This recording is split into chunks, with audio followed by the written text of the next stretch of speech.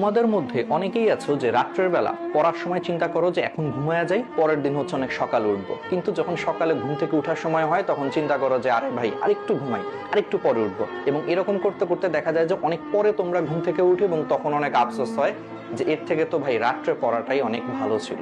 স্বপ্নটাকে হচ্ছে বড় করে দেখো। তোমার মধ্যে যে স্বপ্নটা আছে সেই স্বপ্ন জিনিসটাকে অনেক বড় করে দেখতে শিখো। আমি একটা এক্সাম্পল দিই। ধরো তুমি আজকে ঘুমাইছো, পরের দিন মনে করো অনেক ভোরে উঠতে হবে। তোমাকে কোনো কারণে বলা হইলো যে পরের দিন ভোরে উঠে তোমার কোন একটা বন্ধু ফোন দিল যে দোস্ত চল একটা ম্যাচ আছে।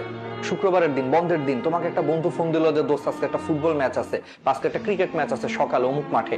উঠিস কিন্তু ভোরবেলা উঠিস, একবারে সকাল সকাল কিন্তু বেরোবো। তখন দেখা যাবে কি যে তোমার কিসের ঘুম কিসের কি, তোমার মধ্যে অটোমেটিক একটা এনার্জি চলে আসছে যে আরে ধুর, ঘুম তো পরে, ঘুম তো আরো অনেক ঘুমানো যাবে, কিন্তু এই খেলাধুলার সুযোগটা কি জীবনে আসবে? তাহলে তুমি চিন্তা করো, তখন তোমার ঘুম ধরে না। কেন ধরে না? এটাকেই তোমার বলা হয় ম্যাটার অফ ইন্টারেস্ট। তোমার খেলাধুলাতে তোমার ম্যাটার অফ ইন্টারেস্ট অনেক বেশি, বা তোমার মুভি দেখাতে ম্যাটার অফ ইন্টারেস্ট অনেক বেশি। কারণ তুমি চিন্তা করো যে এই জিনিসগুলো 2 ঘন্টা 3 ঘন্টা দেখলে তোমার মধ্যে হচ্ছে যে একটা স্যাটিসফ্যাকশন আসবে, যেটা তোমার মনটাকে অনেক ভালো করবে। কিন্তু সেম জিনিসটা আমরা পড়াশোনার ক্ষেত্রে ভাবতে পারি না। কিন্তু পড়াশোনাটাকে এইভাবে চিন্তা করতে হবে। তোমরা সব সময় হচ্ছে হাতে একটা নোটবুক রাখবা। হাতে একটা নোটবুক রেখে তোমরা সেই নোটবুকটাতে সব সময় হচ্ছে তোমরা সেই নোটবুকটাকে লিখে রাখবা যে আমি